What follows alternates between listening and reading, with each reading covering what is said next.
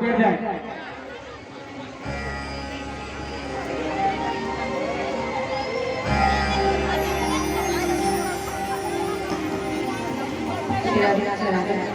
जय जय श्री राधे हरि हरि। सभी भक्तगण से अनुरोध है कि सब अपने स्थान पर यथाचित विराजमान हों, कोई हल्ला ना करें, सभी एक शांति का दान दें। आइए आइए।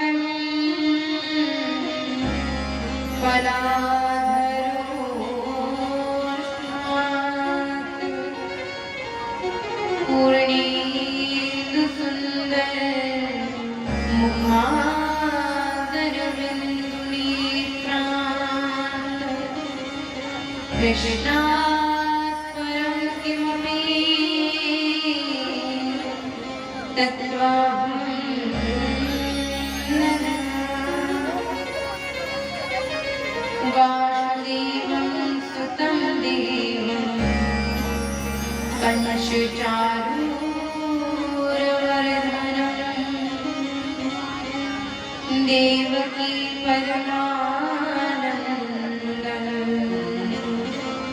कृष्णं वन्दे जगद्गुरुं कृष्णं नारायणं वन्दे कृष्णं वन्दे व्रजप्रियं कृष्णदपायनं वन्दे कृष्णं वन्दे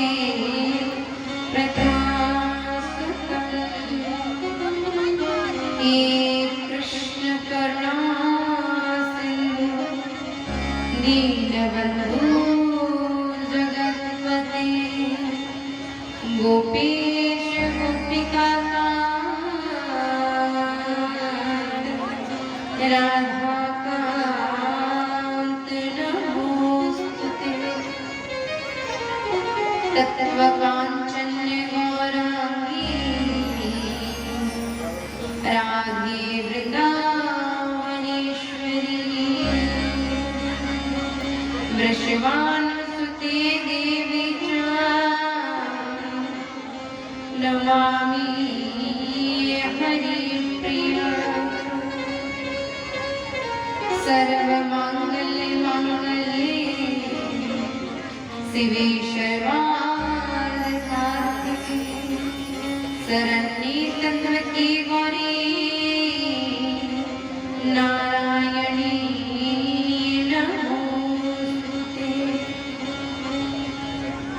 श्री राधे मेरी स्वामिनी और मेरा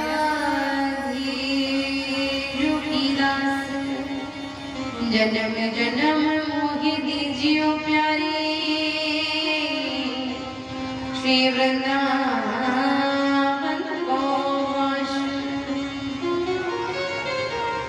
वृंदावन की वृक्षन को मर्म न जाने कोई डाल डाल और पात पे श्री राधे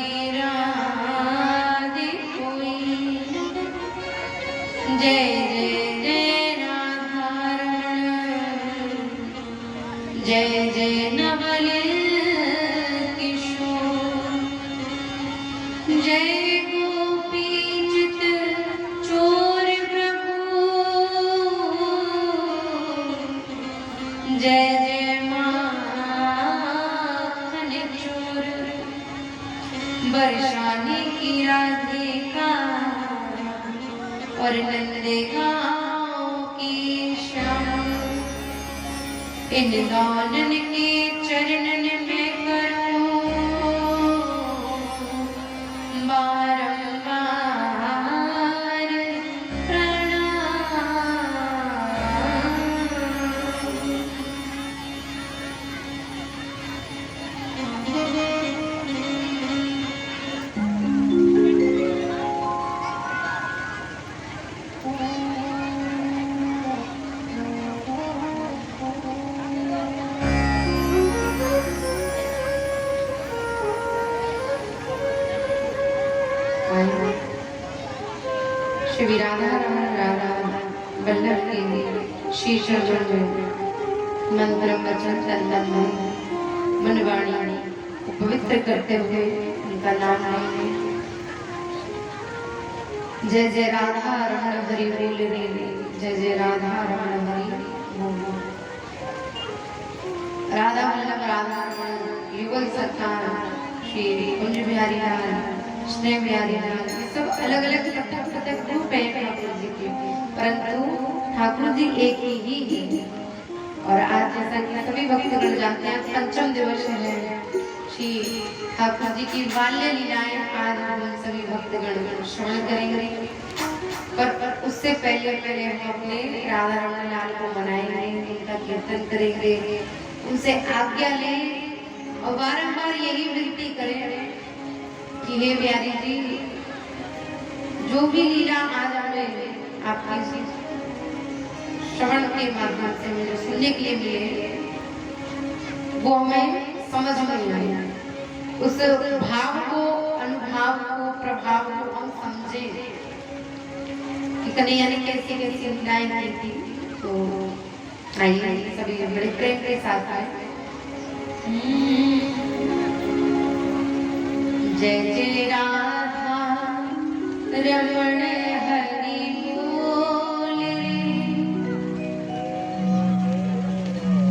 जय जय राधा रमण हरि बोल जय जय राधा रमण हरि बोल जय जय राधा रमण हरि बोल। आइए सभी प्रेम के साथ में सभी यथाचित पहले शांत हो जाए और अपने अपने स्थान पर विराजमान करें।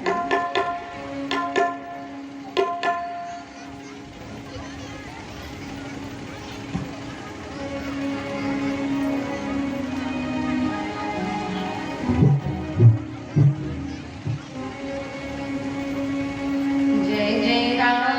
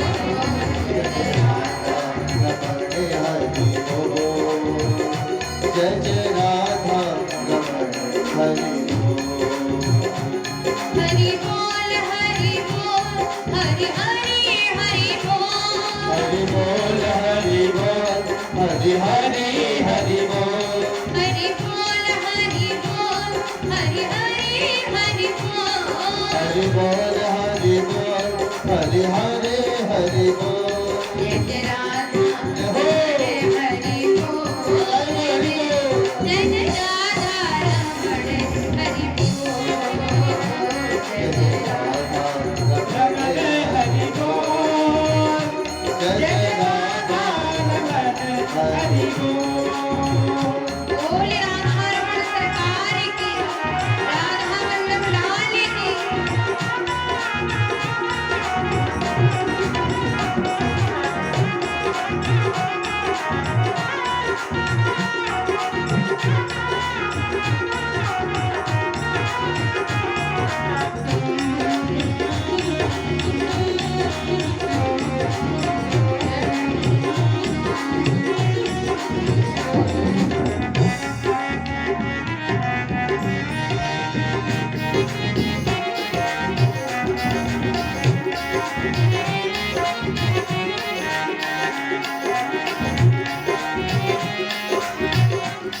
अखियन काजल मृग छोना अखियन काजल कहे छोना सो अखियन काजल मृग छोना अखियन काजल कहे छोना सो नख में सरे जा टूटो नाचो नख में सरे जा टूटो नाचो तूने ना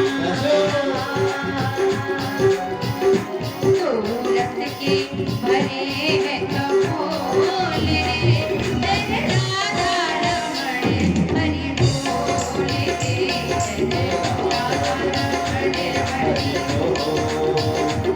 जय राधा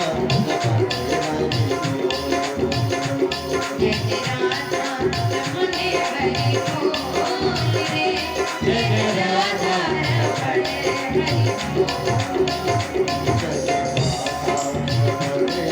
सभी ताली बजाते हैं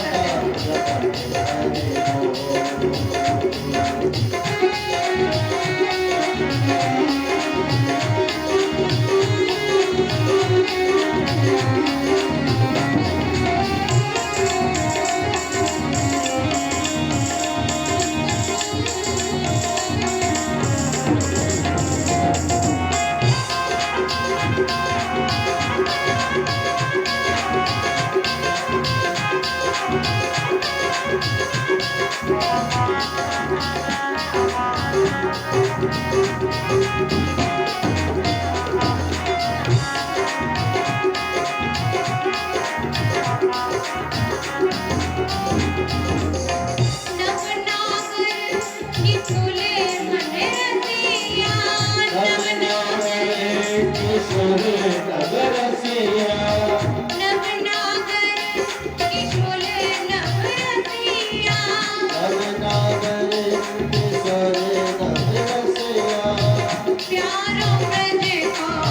करते हैं मन बसिया प्यारो ब्रज को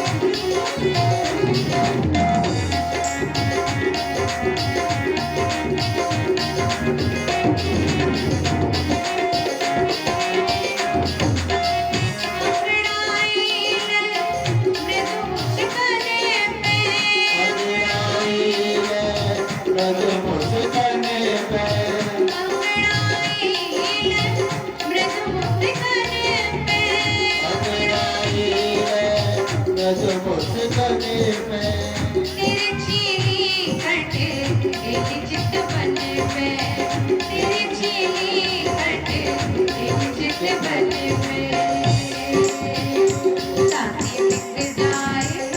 साथी बिक जाए ये बेमोह तेरे राधा रमण हरि बोल साथी बिक जाए ये बेमोह जय राधा रमण हरि बोल जय राधा रमण हरि बोल जय राधा रमण हरि बोल जय राधा रमण हरि जय राधा रमण हरि बोल जय राधा रमण हरि बोल जय राधा रमण हरि बोल जय राधा हरि बोल हरि बोल हरि हरि हरि बोल हरि बोल हरि बोल हरि हरि हरि बोल तै गौर हरि बोल तै गौर जय राधा रमण हरि बोल जय राधा रमण हरि बोल जय राधा रमण हरि बोल ओ जय राधा रमण हरि बोल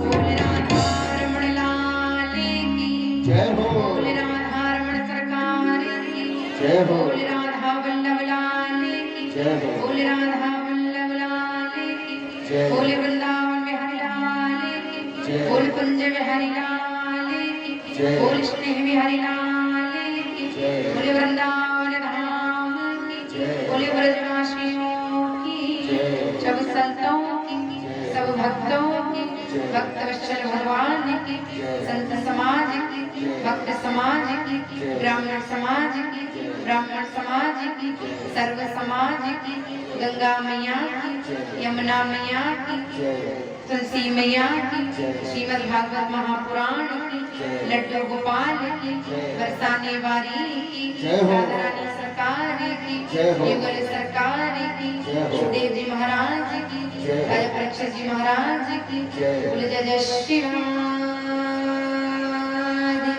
जय जय श्री राम जय जय श्री राम निताई गौर हरि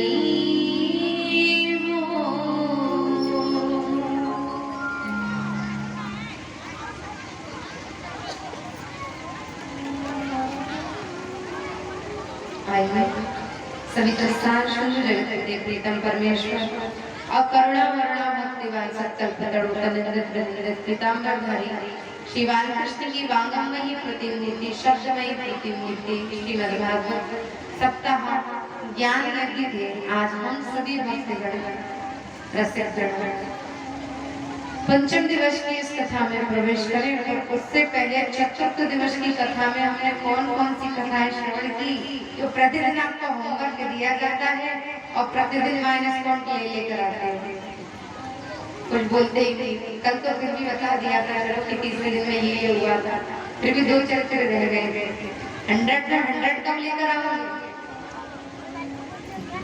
अच्छा बताओ कल कौन कौन से चरित्र हुए क्योंकि आज देखो आज हम इधर उधर की बिल्कुल बात नहीं करेंगे क्योंकि आज समय इतना कम है तो लोगों का तो ऐसा है ना कि बस उनको अपने घर की चिंता अपने ग्रस्त की चिंता रहता है पर यहाँ प्यास का भाव ऐसा उत्पन्न होता है कि लगता है कि सब कुछ सुनाई ये भी सुना दे पर समय के साथ साथ में थोड़ा ध्यान रखना पड़ता है समय का भी ध्यान है ना तो जो सुनते हैं वो तो आनंद लेते हैं पर भक्ता को तो तब आनंद आए ना जब थोड़ा रस हो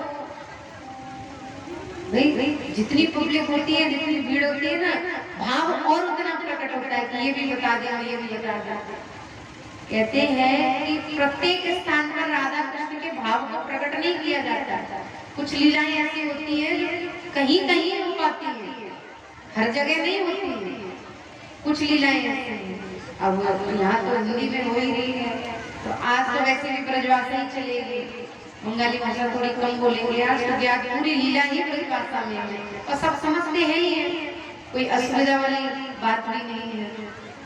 तो इसीलिए झटपट सट फटाफट बता दो कल कौन कौन सी कथाएं सुनेंगे। भक्त जागे राजा राजा बलि चरित्र, वामन भगवान का चरित्र, रामचरित्र। अरे वाह, एक बार जोरदार तालियों से अभिनंदन कर दो। आज जाकर चौथे दिन में या पांचवें दिन में प्रवेश किया है, चौथे दिन का होमवर्क अब जाकर पूरा किया है। एक बार सभी दोनों हाथ उठाकर प्रेम से क्या कहेंगे, और थोड़ा जोर से, थोड़ा सा और जोर से। अरे वाह, बड़ी प्रसन्नता हुई कि चलो लगन लगा ही नहीं, ये लगना भी जरूरी है, क्योंकि हम व्यर्थ में ही बिना अपने ये जो भाव है हमारे, जो भक्ति है, जो मनुष्य का जीवन मिला है, क्योंकि एक पशु कभी भी भक्ति नहीं कर सकता। उनके पूर्व जन्म के कोई अगर कर्म रहे हैं तो भले ही वो भक्ति कर सकते हैं, अपुत्र उनसे भक्ति नहीं हो सकती। पशु भक्ति नहीं कर सकता, कीट पतंग भक्ति नहीं कर सकते, वृक्ष जड़ चेतन भक्ति नहीं कर सकते, परंतु मनुष्य एक ऐसा है जो भगवान की भक्ति कर सकता है। और इसीलिए इस मानव जीवन को समझें, इसके मूल्य को समझें, और जब समझने का प्रयास करते हैं तो जैसे आज चौथे दिन में आपने होमवर्क पूरा किया है, यही आप पहले दिन से करते तो मात्र आप 2 दिन शेष नहीं बचते। ऐसे ही जब व्यक्ति अंत समय पर आता है तब समझता है कि मनुष्य के जीवन का क्या मूल्य है। तो अगर हम शुरू में ही समझ लें तो कितना आनंद आवे। एक राजा थे, तो राजा एक बार शिकार करते हुए जंगल में प्रवेश करते हैं, तो उनको आदि मानवों ने घेर लिया, जिससे सारे दरबारी जो थे वो सब भयभीत होकर भाग गए और राजा को बंदी कर आदि मानव के जो राजा थे उनके पास ले गए। राजा को राजा के पास ले जाया गया, पर जो आदि मानव के राजा थे बहुत अच्छे थे, सज्जन। उन्होंने उन्हें बिठाया, उनका सत्कार किया, सम्मान किया। अरे अरे तो हमारे राज्य के राजा हैं और ये अपनी प्रजा का बड़ी भली भांति ध्यान रखते हैं, आप किसको पकड़ कर ले आए? हमने कहा तो दुष्ट को पकड़ कर लेकर आना है, आप तो स्वयं राजा को ले आए। पर कोई बात नहीं, ये भी हमारे भाग्य में है। कहते हैं ना कि लड्डू गोपाल जी हर किसी के घर पर जाना स्वीकार नहीं करते, बहुत भाग्य होते हैं उनके घर पे अगर वो चले गए, बहुत भाग्य कर लेते हैं। ये पहले से ही निर्णय कर लेते हैं, सोच लेते हैं मुझे किसके यहाँ जाना है पहले ही। तो वो जैसे ही उस राजा को सत्कार सम्मान किया, और सत्कार सम्मान करने के बाद जब राजा ने देखा ये तो बड़ा सम्मान करा, पर भयभीत है अंदर से, ऐसा नहीं हो कि बकरे की पूजा की जा रही है और हलाल सवेरे को किया। ये होता है ना, चंदन लगाते हैं, टीका लगाते हैं, माला पहनाते हैं, घास खिलाते हैं, और सोए कट कर दिया उसको। राजा भी बड़ा भयभीत है, ऐसा नहीं है मेरी पूजा ज्यादा की जा रही है तो मैं हलाल होने वाला हूँ। तो राजा को बड़ा भय हुआ, पर समय बीता और समय बीतने के साथ साथ में सवेरा जैसे हुआ उसको रास्ता बताया गया कि वो देखो रास्ता है, वहाँ चले जाओ। राजा ने जैसे ही रास्ते पर आकर श्वास लंबी भरी और बड़ा प्रसन्न हुआ उस आदि मानव से। उसने कहा ये तो बड़ा अच्छा है, इसने मेरे प्राणों को बचाया है। आज मैं प्रसन्न होकर पूरे जंगल का वन इसके नाम पर करता हूँ। और उस जंगल के वन में कोई साधारण पेड़ नहीं थे, चंदन के वृक्ष खड़े हुए थे। सोचो इतना बड़ा वन जिसमें चंदन ही चंदन के वृक्ष खड़े हो, वो कितना मूल्यवान होगा, कितना मूल्य होगा। एक चंदन की लकड़ी लेने जाओ कितनी महंगी मिलती है। सोचो पूरा वन उसके नाम पर लिख दिया, पर वो मूर्ख व्यक्ति उसको नहीं पता कि चंदन का महत्व क्या है। उसने कहा ठीक है, राजा ने कृपा की है, जब वन दिया है अब ये वन का राजा मैं। वो एक एक प्रतिदिन पेड़ को काटता, जलाता, उसका कोयला बनाता और नगर में बेचने चला जाता कि कोई कोयला ले लो, कोई कोयला ले लो। प्रतिदिन यही काम करता, एक एक एक एक एक एक करके सारे जंगल की जो लकड़ियां हैं वो जो वृक्ष है, क्षमा करना, जो वृक्ष है वो सब खत्म हो गए, बस एक ही वृक्ष खड़ा था। बहुत ध्यान से सुनना, ये हमारे ऊपर ही कथा है, मानव जीवन के ऊपर ही कथा बताई गई है। तो उसने एक एक एक एक करके सारे वृक्ष खत्म करे और एक ही वृक्ष रह गया। प्रभु ने कहा ये अनजान है, अनविज्ञ है, इसको नहीं पता कि वृक्ष में जो चंदन के जो वृक्ष है उसका मूल्य क्या है। और ये अनायासी वृक्ष को काटता है, जलाता है, और जलाने के बाद तो सब स्वाहा ही है। फिर कोयला चाहे लकड़ी का हो चाहे चंदन का हो, कोयला कोयला ही कहलाता है। वो बेचने गया, फिर उसी रात जब सवेरे वो काटता और उसी रात में वर्षा हुई और घनघोर प्रभु ने वर्षा, घनघोर वर्षा ऐसी कि पूरा जो चंदन का वृक्ष था उसने अंदर से पानी सोख लिया, गीला हो गया, एकदम भीग गया। तो वो आदि मानव कहता है वारे में रहता तेरी माया, वाह कैसी माया दिखाई। इतने दिन तक मुझे वर्षा नहीं की, अब एक ही वृक्ष रह गया है, आज मैं अपना निर्वाह, अपना जीवन कैसे काटूंगा। प्रतिदिन कुछ धन मिलता है, उससे कुछ खरीद कर खा लेते हैं, पेट भर जाता है, आज तो लगता है मैं भूखा ही रह गया। फिर मन में विचार आया कोई बात नहीं, इसको जला नहीं सकते तो क्या हुआ, लकड़ी को बेच तो सकते हैं। अब गीली लकड़ी हो या सूखी हो, लकड़ी खरीदने वाला खरीदते। उसने उस वृक्ष को काटा और चूंकि चंदन के वृक्ष से सुगंध उत्पन्न हो रही, क्योंकि वो भीग चुका है तो सुगंध तो उत्पन्न हो रही। उसने सोचा कोई जंगल है तो जंगल में कोई हिरन शायद दौड़ रहे हैं, क्योंकि हिरन के नाभि में कस्तूरी होती है जिससे सुगंध उत्पन्न होती है। तो उसने सोचा शायद हिरन होंगे आसपास, उन्हीं की सुगंध आ रही है, तो समझा नहीं, फिर भी नहीं समझा। उसने वृक्ष को काटा, काट कर लकड़ियों का गट्ठर बनाया और माथे पर रखा और नगर में निकल गया। कोई लकड़ी ले लो, कोई लकड़ी ले लो, कोई लकड़ी ले लो। और जैसे ही आगे की ओर बढ़ा तो सुगंध को सूंघते हुए एक व्यक्ति बाहर आया। अरे भैया कितने में बेच रहा है? बोले 200 रुपए में, सारी लकड़ियां ले लो 200 रुपए में। हम 200 नहीं, हम तुमको 500 रुपए दे देते, ये दोनों के दोनों गट्ठर हमको दे दो। उसने कहा भैया ऐसा तो कभी आज तक नहीं हुआ, कोयला महंगा आता है लकड़ी से, लकड़ी सस्ती होती है। कोयला हमको कोयले का दाम इतना नहीं मिला जितना लकड़ी का मिल रहा है, बात क्या है? विचार करने लगा, सोचने लगा। बोले कृष्ण कन्हैया लाल की। कैसे भैया आज कुर्सी में बैठे बैठे हवा को झोंका ले रहे, ज्यादा नींद आ रही है क्या? इसीलिए कहते ज्यादा आराम नहीं देना चाहिए शरीर को। शरीर को आराम दोगे तो नींद आवेगी आवेगी। अब बढ़िया कुर्सी लगा के बैठी है और खंबा को सहारा लेके तो नींद तो आवेगी। या पता मुंडी हिलाओगे, ध्यान में लीन हो, मुझे पता है। बोल कृष्ण कन्हैया लाल की, बोल मदन गोपाल की जय हो। आज सोना नहीं है, किसी को याद रखना।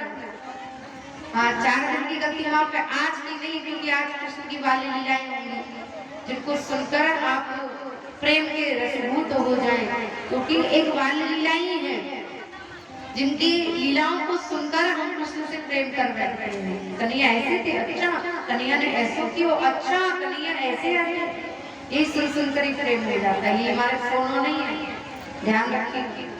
और अम्मा सो जाए ना, डोली सो जाए तो लगता है हिला दिया सोनो लाए। तो हमारी कथा चल रही थी कि वो जो व्यक्ति है, जब उसने कहा कि 500 रुपए हम देंगे, ये पूरी लकड़ियों का गट्ठर हमें दे दीजिए। बोले अच्छा 500 रुपए तो इतने में दूसरा, अरे नहीं नहीं नहीं सुनो सुनो सुनो, हम आपको 1000 रुपए देंगे। दूसरा आया हम आपको 2000 रुपए देंगे। तीसरा आया हम आपको 3 देंगे। चौथा आया हम आपको 4 देंगे। पांचवा आया हम आपको 5 देंगे। उसने कहा रुको भैया थोड़ा क्षण हमें सोच लेंगे, आखिर बात क्या है, इस लकड़ी के इतने दाम देने के लिए क्यों तैयार है? विचार करने लगा। इतने में एक संत वहां से गुजरे। अब जैसे ही संत वहां से गुजरते हैं तो संत ने देखा कि ये तो चंदन की लकड़ी है, कि पूजा सेवा करते हैं, वो जानते हैं ये तो चंदन की लकड़ी है, और चंदन की लकड़ी का बस मात्र 5000 रुपये मूल्य। इतने मोटे मोटे गट्ठर है। अरे मूर्ख, ये कहाँ से लेकर आया? बोले राजा ने इसका पूरा वन मुझे समर्पित कर दिया। बोले इसीलिए कहते हैं कि भाग्य से ज्यादा और समय से पहले ना किसी को मिला है और ना किसी को मिलेगा।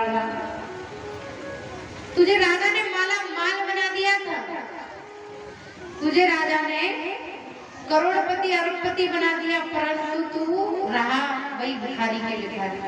बोले क्यों? ये चंदन है मूर्ख, इस चंदन के वन को तुझे समर्पित कर दिया। तेरे साथ पुश्ते भी बैठकर खाती ना तो इतना धन खा नहीं सकती थी, इतना संग्रह हो जाता, परंतु तूने अपनी मूर्खता के कारण सब कुछ खो दिया। कैसा मूर्ख व्यक्ति है। अब जा, जब तुझको पता चल ही चुका है ये चंदन है तो इसको अच्छे दाम में बेचकर अपना जीवन सुधारना। तो उसने बहुत दाम में उस चंदन के वृक्ष को बेचा, तो जो गट्ठर बनाया हुआ था लकड़ियों को बेचकर और बहुत सा धन अर्जित किया, जिसके कारण उसे कभी कमाना नहीं पड़ा। अब सोचो, ऐसे ही ये हमारा मानव जीवन है। हम सोचते हैं कोई बात नहीं, आज नहीं कल भक्ति कर लेंगे, कल नहीं और कभी कर लेंगे, और कभी नहीं और कभी कर लेंगे। करते करते करते करते करते करते ये मूल्यवान शरीर जो हमें मिला है, ये मूल्यवान शरीर का महत्व हम समझते नहीं है और इसको खो बैठते हैं। और जैसे ही हम इस मूल्यवान महत्वपूर्ण शरीर को खो बैठते हैं, बुढ़ापा आता है। अब बुढ़ापे में आंखों से दिखाई नहीं देता तो भगवान के दर्शन कैसे करोगे? मुख से ठीक से शब्द नहीं निकलते हैं तो हरि का नाम कैसे गाओगे? हाथों में अब उतनी ताकत नहीं रही, लाठी ले लेकर चलते हैं तो परिक्रमा कैसे लगाओगे? इसलिए हम कहते हैं कि तालियों की सेवा दो, तालियों की सेवा दो, कीर्तन करो, जब भी हरि का नाम हो तो दो तालियों की सेवा देनी चाहिए। बताया भी था पहले कि जैसे भोजन में थाली, जहाँ जीजा हो वहाँ होनी चाहिए साली, और जहाँ भगवान का कीर्तन हो रहा हो वहाँ भक्तों की बजनी चाहिए ताली। तो इसीलिए जहाँ भी कीर्तन हो, जहाँ भी सत्संग हो, इस भागवत में नहीं अभी तो कहीं पर भी वहाँ अपनी मीठी मीठी तालियों की सेवा हरि कीर्तन में करते रहे, जिससे आपकी हस्त रेखाएं जो है वो सुधरेंगी। मुख से हरि का नाम लेते रहे, जिससे जो सर पर पाप बैठे हैं वो सारे उड़ जाएंगे। और उड़कर कहाँ जाएंगे? जो नाम नहीं ले रहे हैं उनके सर पर जाकर बैठ गए। तो इसीलिए जैसे उस व्यक्ति को समझ में आया लास्ट में कि ये चंदन का क्या मूल्य है, ऐसे हमें बुढ़ापे में समझ में आता है कि शरीर का क्या मूल्य है। फिर हम भगवान से कहते हैं भगवान 1 मिनट और दे दो। अरे जब हमको भगवान ने किसी को 50 वर्ष दिया, किसी को 70 दिया, किसी को 40 दिया, चाहे कितनी भी आयु है, जब सबको अलग अलग आयु में जब उनकी मृत्यु होती है, जब 50 साल की आयु में, 70 साल की आयु में, 80 साल की आयु में मनुष्य कुछ नहीं कर पाया तो 1 मिनट की आयु में क्या कर लेगा? कुछ नहीं कर सकता।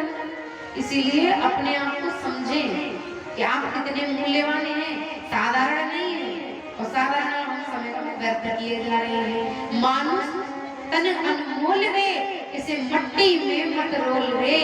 अब के तो मिला है फिर नहीं मिलेगा, कभी नहीं, कभी नहीं, फिर कभी नहीं। आपको पता है मरने के बाद में कौन सा जन्म लेंगे? कीट बनेंगे, पतंग बनेंगे, कीड़े मकोड़े बनेंगे, पशु पक्षी बनेंगे, लता पताए बनेंगे, कुछ नहीं पता। तो इसीलिए भक्ति कर लेनी चाहिए।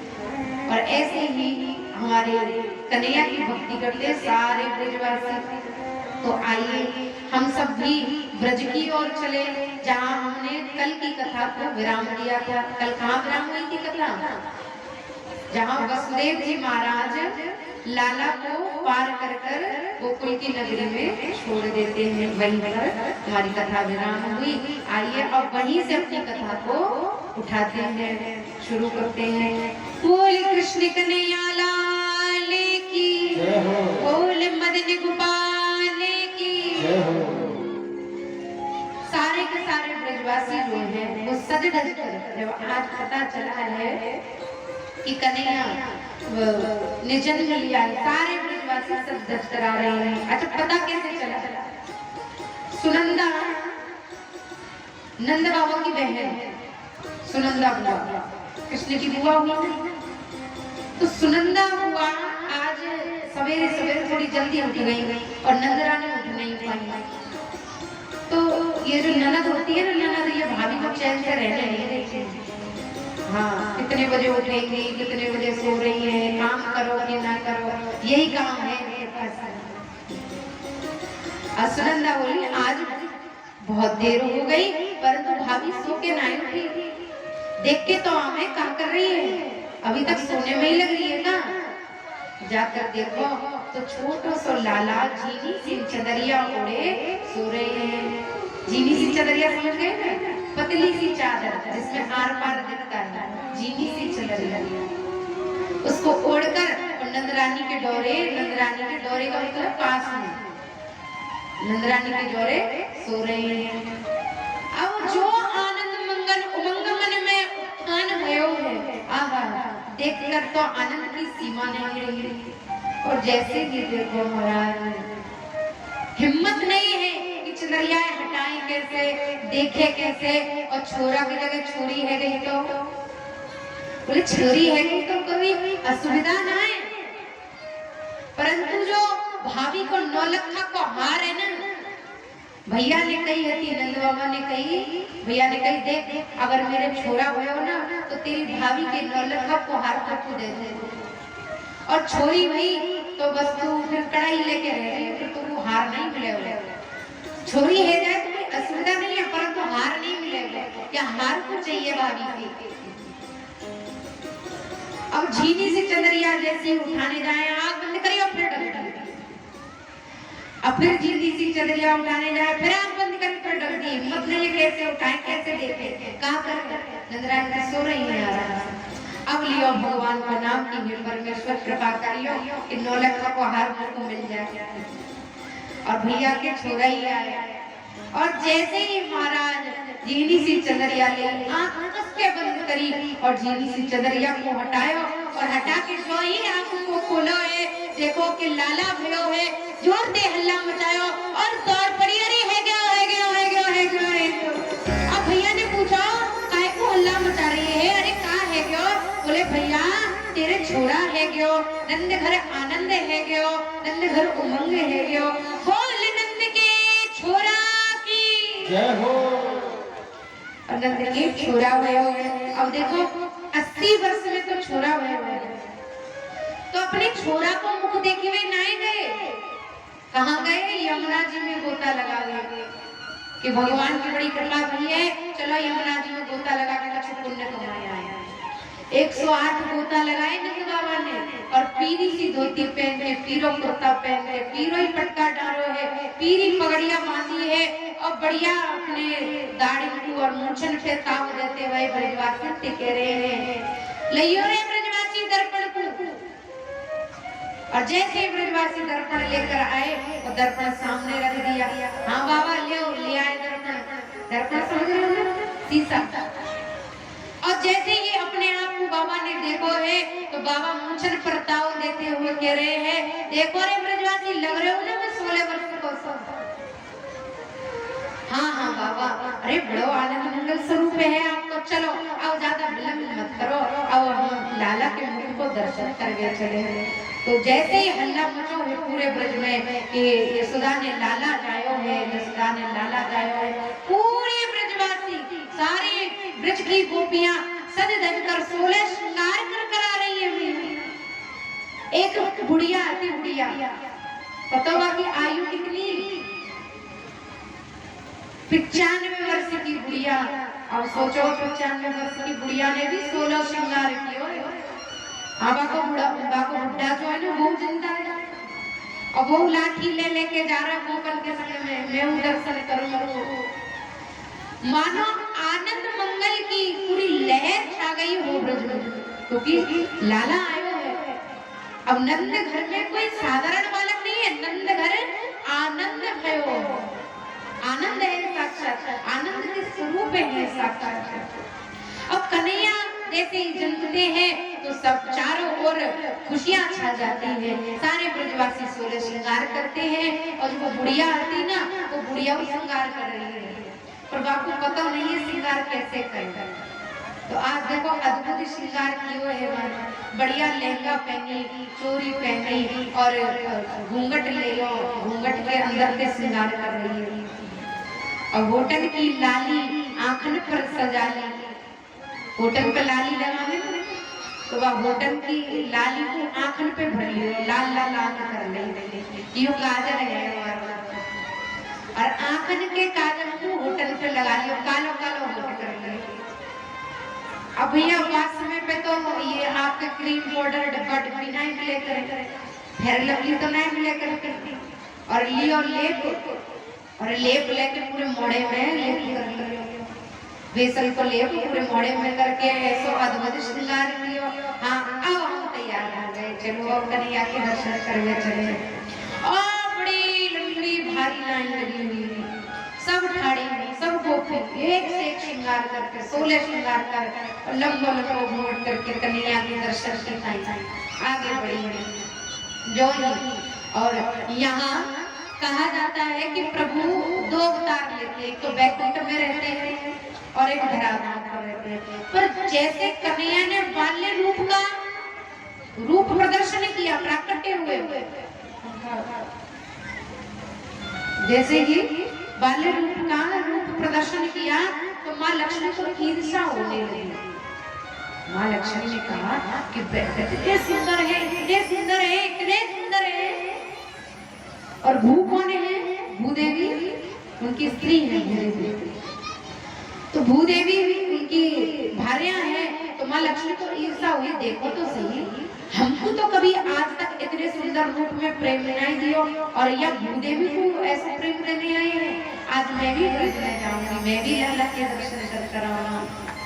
तो माँ लक्ष्मी नंद बाबा के कोठरी में जाकर बैठ गई, जहाँ पर धन रखा जाता है ना, कोठरी, सोना चांदी हीरा मुक्ता मोती।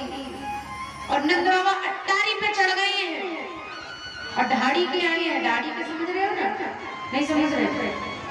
ढाड़ी के होते हैं जो एक महल की पूरी जिम्मेदारी ले लेते हैं और जब उनके यहाँ संतान होता है तब उनसे मांगने जाते हैं। तो ढाड़ी के आई है और ढाड़ी के 80 वर्ष के बाद मांगने का मौका मिला है। तो देखो, कोई अगर व्यक्ति ये कहे कि देख नंद बाबा के छोड़ा हुए हो है, खुलकर मांगिए, उसको समझ में आए। यहाँ तो नंद बाबा स्वयं कह रहे हैं ढाड़ी के, आज तो को 80 वर्ष बाद मांगने को मौका मिलो है, मांग तो को जो चाहिए हम तो को वो देने के लिए तैयार है। ऐसा दानदाता कहीं देखो होगा जो स्वयं कह रहे हैं मांग तो का चाहिए। तो ये जो भजन आता है ना, ये हाथी दीने घोड़ा दीने, ये ढाड़ी के परिवार से ही लिया गया है। कैसे लिया गया? उनके ढाड़ी के 2 भाई थे। बड़े वाले ने कहा कि 200 भैंस चाहिए। बोले भैंस तो हम रखे ना है, पर हम प्रबंध कर देंगे। और वो भी ऐसी भैंस चाहिए जो एक बार में 1 मन दूध देवे। तो बोले चोरे एक बात बता, तू कितने वर्ष को है गए? बोले मैं 90 वर्ष को है गए। बोले तू 90 वर्ष का, तो तेरा बड़ा भैया कितने वर्ष का है? बोले 120 वर्ष का। बोले वो तेरा जो बड़ा भैया है 120 वर्ष का, वो दूध में का नहावेगा कि दूध की नदी बहावेगा? जो बापू 200 भैंस चाहिए और वो भी एक भैंस 1 मन दूध देवे, तो 200 मन दूध पूरी नदी बह जाएगी महाराज। बोले देखो नंद बाबा, देनो है तो दो और ना देने तो मना कर दो। अरे मना कर रहे हैं, आमनीम जी लिखो 200 भैंस लिख दीजिए। बोले छोटे भैया ने कही है। बोले का कही? बोले हाँ मैं तो जग जग लाला को आशीर्वाद देवो और 700 गाय लेकर आओ। 700 गाय? बोले हाँ जी, कही ना बात, 9 लाख गाय है मेरे महल में, या आमनीम जी लिखो 700 गाय, छोटे भैया के 700 गाय। और बोले और देखो मेरे 2 पुत्र हैं। बड़े वाले ने मांगो है बाबा मैं लाला की बधाई गाऊंगा। बोले जा गा। बोले ऐसे नहीं गाएंगे। बोले कैसे गाओगे? बोले नंद बाबा से पहले हाथी लेकर आओ, हाथी में बैठ के सारे मित्रन को बैठा के और फिर पूरे ब्रज में डोलूंगा और कहूंगा कि नंद रानी के छोरा भयो है, नंद बाबा के छोरा भयो है और मुख बधाई में हाथी मिलो है। बोले ठीक है मुझे भी लिखो, एक हाथी लिख दिया। अब छोटे छोरा ने कहा मांगो है, बोले छोटे छोरा कहे बड़े भैया तो हाथी में लेके घूमेंगे, अम्मू को घोड़ा लेके आओ। तो मेरे मित्र 10 हैं, 10 ही घोड़ा चाहिए तो 10 घोड़ा लिख दिए। मुनीम जी लिखो 10 घोड़ा, 10 घोड़ा लिख दिए। समझ में तो आ रहा है ना, सब कुछ समझ में आ रहा है ना, क्योंकि आनंद ही ब्रजभाषा में है। अगर मैं अभी बंगाली में समझाने लग जाऊंगी तो भाव नहीं आएगा, जो भाव अभी आ रहा है। समझ तो रही है, सभी को हिंदी आती है। तो यहाँ हमारा घोड़ा 10 घोड़ा लिख दिया, यहाँ लिखा 10 घोड़ा लिख दिया, 10 घोड़ा। और मांग क्या चाहिए? देखो कोई दान दाता हो ना करने वाला, तो वो यूँ कहेगा कि अरे बस कर, 200 भैंस ले ली, 700 गाय ले ली, हाथी ले लिया, घोड़ा ले लिया, अब बस भी कर जा। लेकिन नहीं, नंद बाबा की कोठरी में माँ लक्ष्मी विराजमान है, और नंद बाबा की सुरी नहीं है, जो हाथ में आए तो दान में दे रहे हैं। इसी को कहते हैं भक्ति में पड़ना। जब व्यक्ति को अगर ये भान है कि हमें भगवान को बस इतना ही देना है, इससे ज्यादा नहीं, तो सोच लेना अभी हम भक्ति में प्रवेश नहीं करेंगे। जैसे कल हमको एक भैया ने बताया कि हमने लाला को ना, जब कल बामन भगवान का चरित्र हुआ, फिर आरती में भी देना पड़ता है कुछ, क्योंकि खाली हाथ आरती नहीं ली जाती है। तो जब थाली में रखते हैं तो उन्होंने कल बताया कि हमने तो अपना पूरा पर्स ही खाली कर दिया। तो ये भाव है, क्योंकि उनको फिर सुधी नहीं है कि हम क्या कर रहे हैं। और आपने बटुआ खोला, बटुआ खोलकर एक है 2000 का नोटी बंद हो गया, एक है 500 के, एक है 200 के, एक है 100 के, एक है 50 के, एक है 20 के, एक है 10 का और एक 5 का। तो इंसान कौन सा देगा? 5 का ही देगा ना, आ गई ना असलियत सामने। और 5 का तो देगा ही देगा, ऊपर से 5 में भी अगर 2 का नोट मिल जाए तो और सोने में सुहागा, वो 2 का ही देगा। 2 में 1 का मिल जाए तो फिर वो 1 का देगा, 1 में भी फटा नोट मिल जाए तो वो फटा ही देगा। कि कहीं नहीं चलेगा तो ठाकुर जी के पास तो चल ही जाएगा।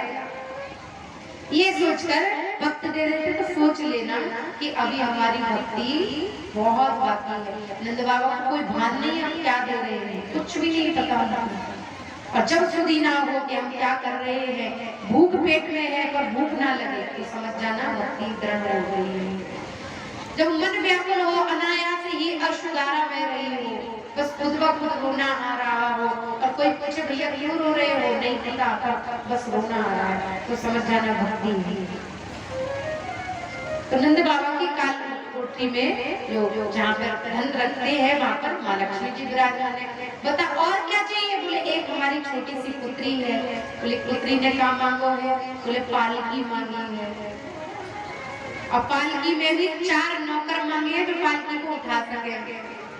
और भाई पालकी में बाबा मैं बैठ के जाऊंगी और लाला को आशीर्वाद दे के आऊंगी, और जब लाला को आशीर्वाद दूंगी तो वह पालकी और वो 4 जो नौकर हैं वो चाकर को संग लेकर आऊंगी, और वो पालकी अपने पास धरी। बोले लिखो मुनीम जी एक पालकी सुनार को बनवाया जाए, सोने की पालकी बनवाई जाए, साधारण पालकी, सोने की पालकी।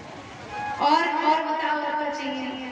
बोले हमारे बड़े बेटा की बहू है, वो बोली घूंघट कर आई, घूंघट कर आती है और कहती है सुनो ससुर जी आप एक काम करना, तो हम कभी लाला को आशीर्वाद देंगे जब सर पैर से लेके और सर तक के पूरे गहना हमको बनवाकर नंद बाबा दे दे। आज मांगने को मौका मिला है, 80 वर्ष बाद छोड़ी हुई थी ना। तो बोले ठीक है, बोले लिखो सुनार को बुलवाओ और बहू के पूरे पैर से लेके सर तक के पूरे गहने तैयार करवाओ जो जो धारण करती है। और बता क्या चाहिए? बोले बस इतना ही चाहिए। इतने में जसोदा आई उठकर। जसोदा बोली चोरे ढाड़ी के सबकी बात बता दे, परंतु तेरी बहू ने का मांगो जे तो तेने ना बताया, और जब तक तू ना बतावेगा तो जितनी चीज तेरे लिखवाई है ना कछु ना मिलेगी।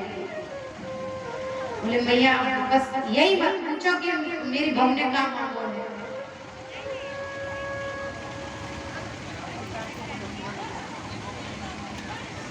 अब यही बात पूछो कि मेरी बहू ने का मांगो, पहले बता नहीं तो नहीं मिलेगा। बोले मेरी बहू ने मांगो है, देखो जी अब जा तो रहे हो 80 वर्ष बाद, पर ऐसे नहीं आप सोचो कि कहीं सौराई लूट के लिया। नंद बाबा जो खुशी से दे दे, बापू माथे ते लगे लियो और खुशी से लेके आ जाओ, ये मेरी बहू ने मांगो है। और नंद बाबा नंद रानी रोने लगे, कहने लगे देखो कैसी बहू है, अब मांगने की बारी आ रही है तो भी ये कह रहे हैं कि नंद बाबा जो दे दे तो माथे से लगा के लिए। ऐसी कई बहू मिलेगा, ऐसी ब्रजवासी नहीं मिलेगी। तो नंद बाबा इतने प्रसन्न हुए बाकी बात सुनकर कि जितना लिखवाया है मुनि मुनि सबको डबल डबल करके दे दो। 280 की जगह 400 कर दो, 700 की जगह 1400 कर दो, एक पालकी की जगह 2 पालकी कर दो, जितने गहना बनवाए हैं वहां को डबल कर दो। और तो और बाबा एक और रह गई है, बाबू ने मांगो है। बोले कौन है? बोले हमारी मैया ने मांगो है। बोले चौरे दाढ़ी की तू 95, तू 90 वर्ष को, तेरा बड़ो भैया 120 वर्ष को, तेरी मैया अब जिंदा है। बोले और का तो तुम का सोचे अवई जा रही है का? बोले देना है तो दो। बोले नहीं बोला का मांगो है। बोले विनम्र अनुरोध लाला लेके आइयो धीरे धीरे, जो भी दे बड़े धैर्य के साथ में लेके आइयो, और इतना लेके आइयो, इतना लेके आइयो, आज तुमको मौका मिला है छोड़ियो मत ना, इतना लेके आइयो कि तेरी 7 पुश्ते भी बैठकर खाएं तो हमको अब दोबारा कोई के पास जाने की दरकार नहीं पड़े। बोले हाँ चलो इतना ही दी हो जाओ, भर भर कर। और सब ब्रजवासी जैसे आप बैठे हो ना, सारे ब्रजवासी बैठे सुन रहे हैं और कह रहे हैं नंद बाबा की जय हो, नंद बाबा की जय हो। ऐसो दान दाता आज तक नहीं देखो जो लुटाया जा रहा है। और तब जाकर कहा गया कि हाथी दीने और घोड़ा दीने और दीनी पालकी, ये तभी तो गाया गया है ये सब, क्योंकि हाथी घोड़ा भी उन्हीं को मिला है जो उनका भरण पोषण कर सके। हर किसी को हाथी थोड़ी ना किया जाता है, हर किसी को घोड़ा थोड़ी ना किया जाता है। भाई उसका भरण भी तो करना पड़ेगा, भरण पोषण हाथी को पालना पड़ेगा कि नहीं, खिलाना पड़ता है। और हाथी का पेट कितना बड़ा है, कितना खिलाना पड़ता है, इतना। सारे प्रसन्न हो गए। अब जैसे ही कोठरी में लक्ष्मी जी बैठी है और ऊंची अटारी पर चढ़कर, अटारी मतलब छत पर चढ़कर, छत पे चढ़ जाते हैं और नंद बाबा ले थार और दे लुटाए, ले थार और दे लुटाए। सारे ब्रजवासियों ने, ऐसा कहा गया है कि ब्रजवासियों ने इतना लूटा, इतना लूटा, इतना लूटा कि घर में रखने की जगह नहीं थी। सोचो, क्योंकि माँ लक्ष्मी स्वयं बैठी है, वो जितना दे उतना और बढ़ता जाए, जितना दे उतना और बढ़ता जाए।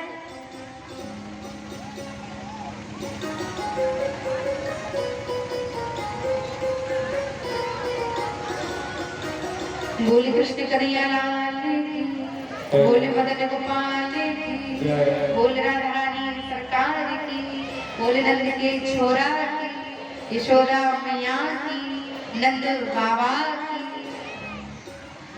तो इतना इतना इतना इतना कि लक्ष्मी जी बैठ गई। अब लक्ष्मी जी ने एक आदेश दिया, जो मेरे कृष्ण के नाम को, जो मेरे स्वामी के नाम को लुटावेगो, मैं ऐसे ही अन्न भंडार बाकी भरती रहूंगी। यही हमारे जो भगवान को देवे ना, तो बाकी घर में कभी कमी ना हुए, बाकी घर में और बढ़ता जाए, और बढ़ता जाए। नंद बाबा जितना लुटा रहे हैं उतना ही बढ़ता जाए, जितना दे रहे हैं उतना ही बढ़ते जाए। सारे ब्रजवासी ने अब कहा किया कि नंद बाबा यहाँ से लुटा रहे हैं, वो यहाँ से ले रहे और पीछे लुटाते हैं।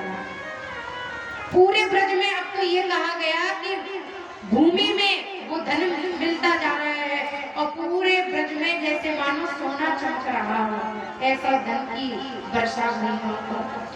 अब जाकर माँ लक्ष्मी जी प्रसन्न हुई कि अब जाकर भूमि में मैं मिल गई हूँ। तो प्रभु ने अब दोनों ही पत्नी को समान सुख प्रदान किया है। और चांदी की पालकी है, रेशम की डोरी है और मैया यशोदा रेशम की डोरी में झोटा दे रही है बिहारी जी को। बिहारी जी ने तो बाल्य रूप धारण किया है। आइए, बड़ा सुंदर भजन है, सभी आनंद होते हुए, आनंद गीत गाते हुए श्रवण करेंगे।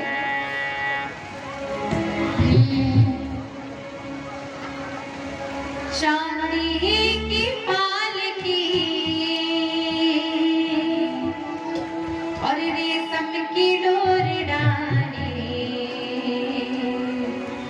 झूलना में झूले रहे बांके बिहारी।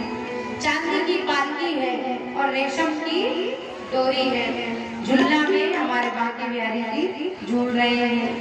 आइए बड़े प्रेम से पूरी चांदी की पालकी, चांदी की पालकी, चांदी की पालकी, चांदी की पालकी, रेशम की डोर डाली, झूलना में झूले रहे बांके बिहारी।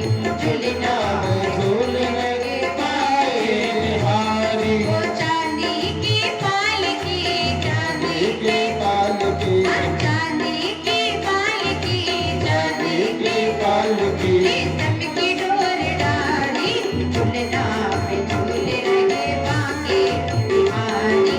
झूलना में झूल रहे बांके बिहारी। बोल वृंदावन में हरि लाल की।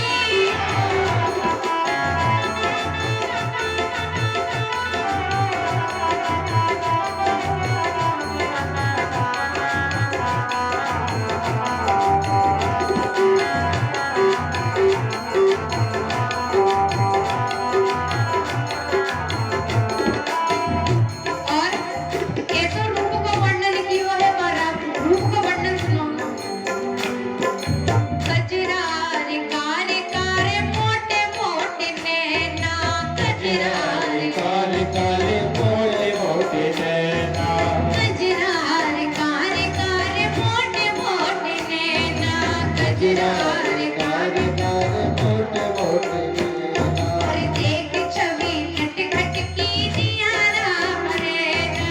एक छवि खट खट की जिया करेना।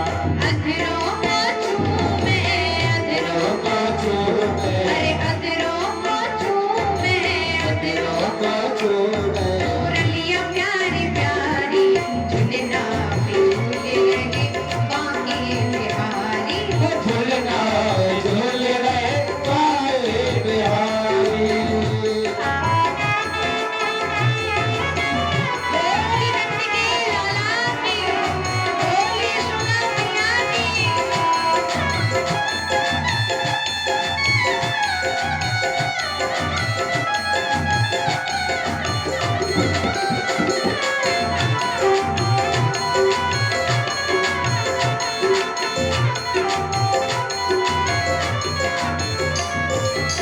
और मुकुट सिर पर गल में जलती माला, और मुकुट सिर पे गल में जलती माला, हाथों में कंगन सोहे कान में दुशाला।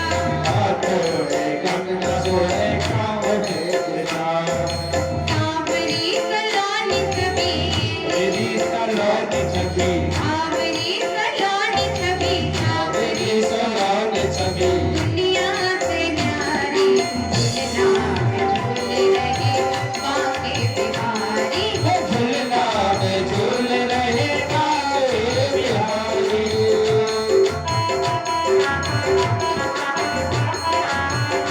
बोल कृष्ण कन्हैया लाल की, मदन गोपाल की।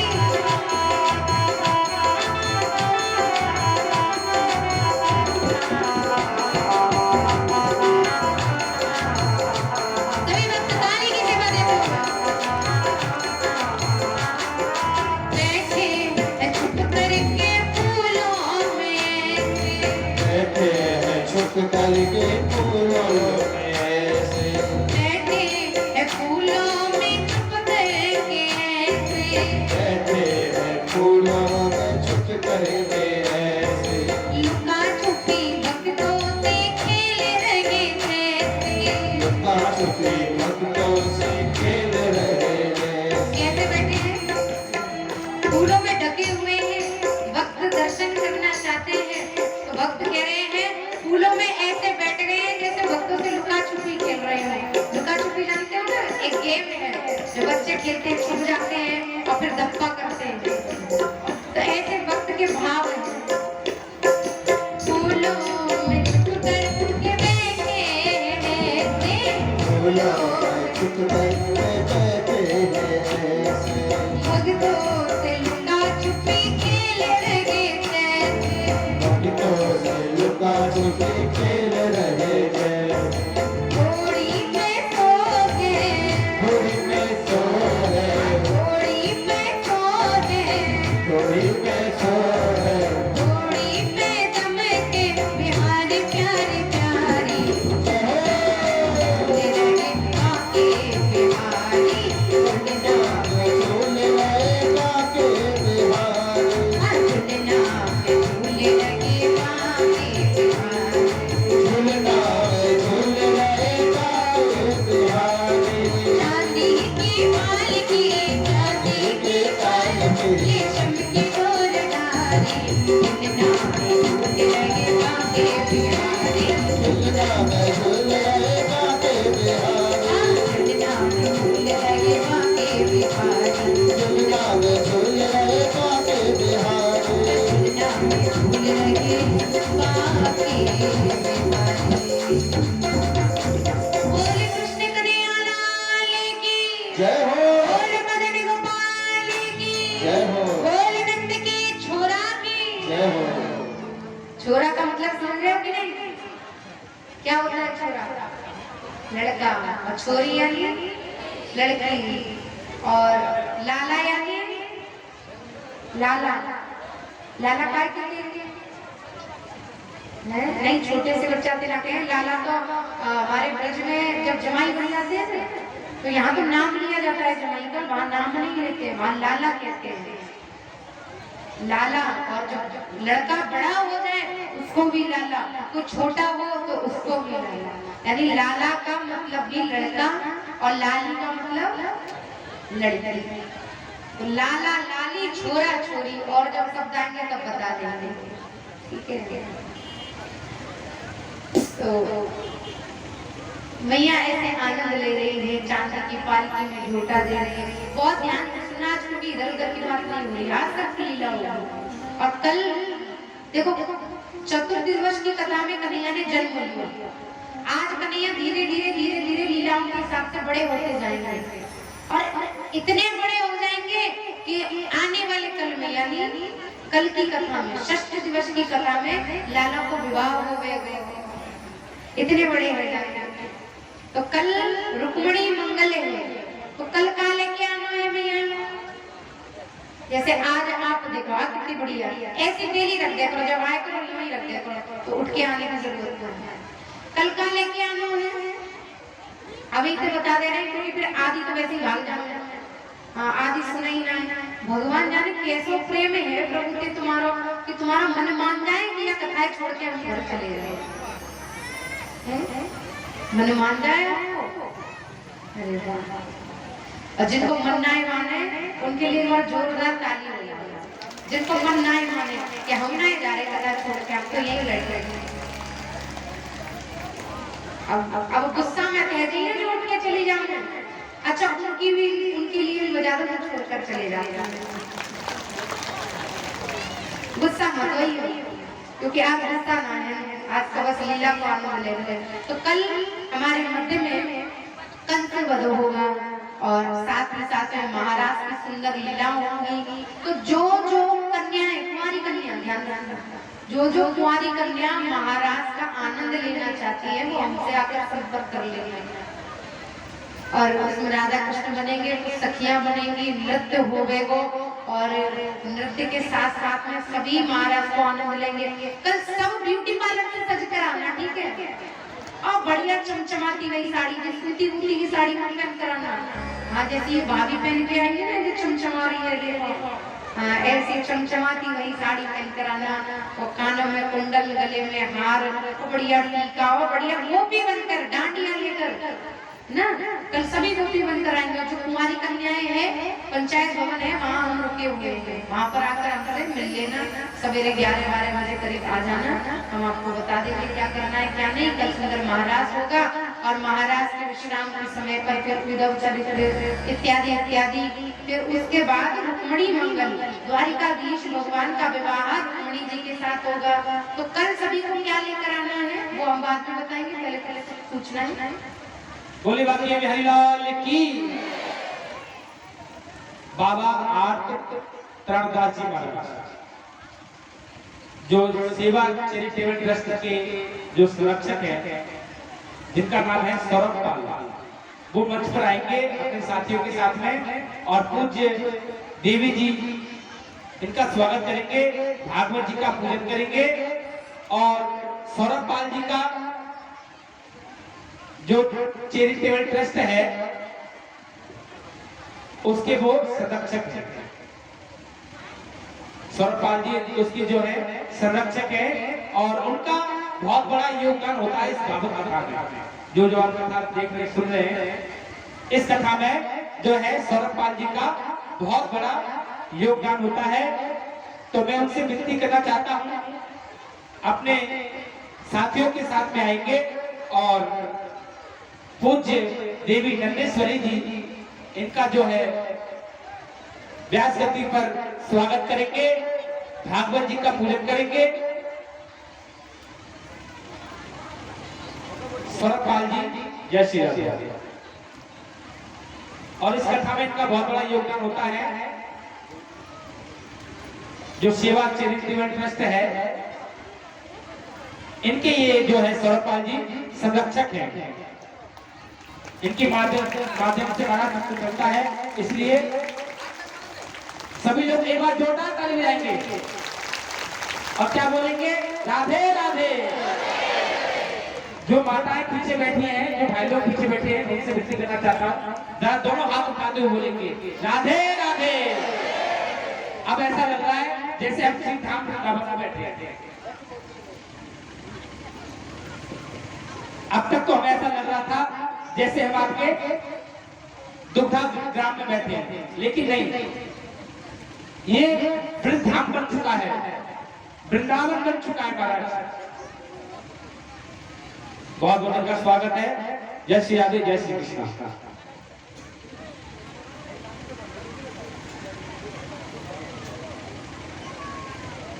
बोल कृष्ण कन्हैया लाल की, मदन गोपाल की।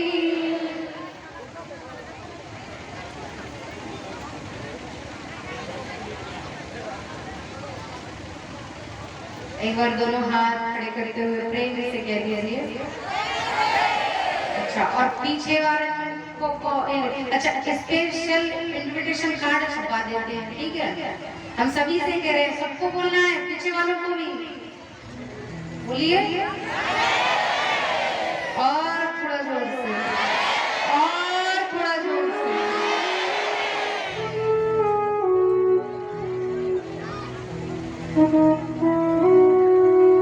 तो देखो अब हमारी लीला कहाँ चल रही भाई? लीला बताओ कहाँ चल रही थी? भाव में बह जाते हैं भाई, क्या क्या जब लीला आती है यहाँ पूरी कथा में, बस पंचम दिवस की कथा ऐसी लगती है यार कि आई में कोई कम से कम नहीं तो 8-10 घंटे की कथा हो पंचम दिवस में तो आनंद आ जाए। कम से कम 10 घंटे तो आनंद आ जाए, क्योंकि लीलाएं ऐसी है। और कहते कहते ऐसा लगता है जैसे आंखों के सामने ही कन्हैया लीला कर रहे हैं। जब सोचो, सुनकर इतना आनंद आता है। तो जब आज से 550 वर्ष पहले जब मैया ने अपने आंखों से लीला देखी तो उनको कितना आनंद आया होगा। जब कृष्ण जन्म की सिर्फ भजन को सुनकर जब भक्त झूमते हैं तो ऐसा आनंद उमंग उत्पन्न हो जाए। तो जब हमको सिर्फ सुन के आनंद है, भजन को नाम लेकर आनंद है, तो जब वास्तविकता कृष्ण जन्मोत्सव मनाया जा रहा था तब ब्रजवासी को कितना आनंद आया हो, कैसे रूप रहे हो।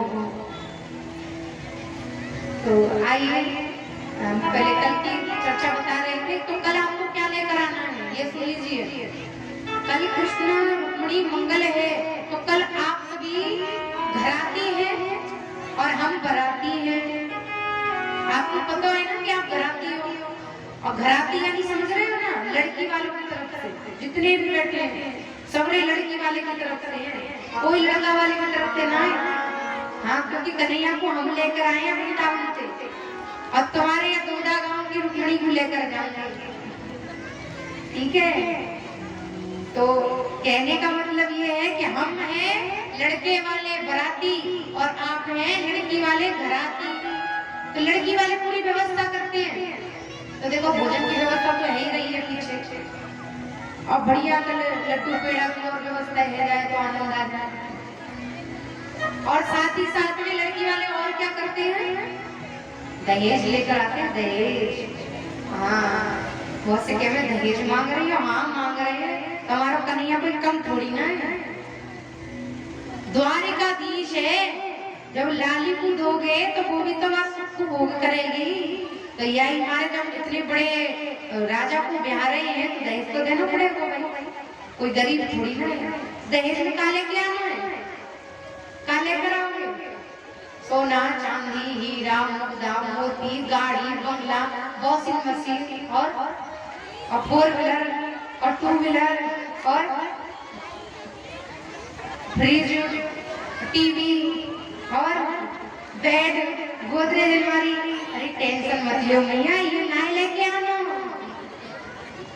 इतनी चिंता मत करो। अभी ये सोचने बैठ जाएंगे हम कहाँ से खरीदेंगे 25,000 का बेड और कहाँ से देंगे। ऐसा नहीं है, देने वाले देते थे, परंतु कन्यादानम महादानम, कल कन्यादान होगा रुक्मिणी जी का, तो आप सभी कल कन्यादान लेकर आएंगे। कन्यादान में क्या लेकर जाते हैं, बहुत अच्छी तरीके से जानते हैं, कोई अनजान नहीं है। जब किसी की लड़की की शादी में जाते हैं तो क्या लेकर जाते हैं, साड़ी लेकर जाते हैं और गहने लेकर जाते हैं, बर्तन लेकर जाते हैं और कुछ ना मिले गिफ्ट, अगर कुछ नहीं मिलता है तो हम लिफाफा लेकर जाते हैं। जब कुछ नहीं दिखता है ना मनुष्य कार्य बहुत समय निकल गया, अब कुछ नहीं है, तब हम उनको क्या देते हैं, लिफाफा। लिफाफे में उनको दक्षिणा रखकर समर्पित करते हैं। तो कल जितने भी हैं, चाहे वो माता हो चाहे पिता हो, सबको कल कन्यादान करना है।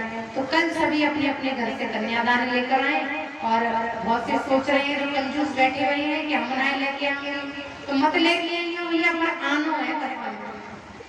बोले कृष्ण कन्हैया लाल की, बोले मदन गोपाल की, कल आना जरूर है, ध्यान रखें। तो आइए एक छोटा सा भजन जो हमारे श्री एक भाई जी ने कहा था, कल तो समय मिला नहीं, आज उस भजन को गाते हैं। जरा देर ठहरो राम, तमन्ना यही है, ये उस समय का भजन है जब विवाह करके अयोध्या में श्री राम जी ने पदार्पण किया और केकई ने देखा कि अब तो ये राजा बन जाएंगे, तो केकई ने भरत के लिए राज्य मांगा और राम जी के लिए वनवास।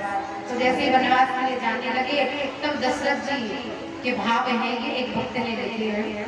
आइए सभी बड़े प्रेम के साथ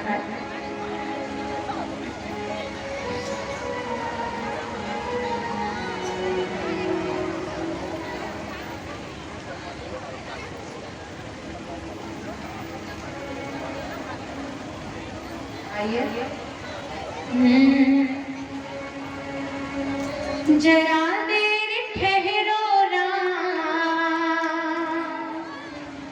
जरा देर ठहरो राम, तमन्ना यही है, अभी हमने जी भर के देखा नहीं है, अभी हमने जी भर के देखा नहीं है। जरा देर ठहरो राम, जरा देर ठहरो राम, तमन्ना यही है, अभी हमने जी भर के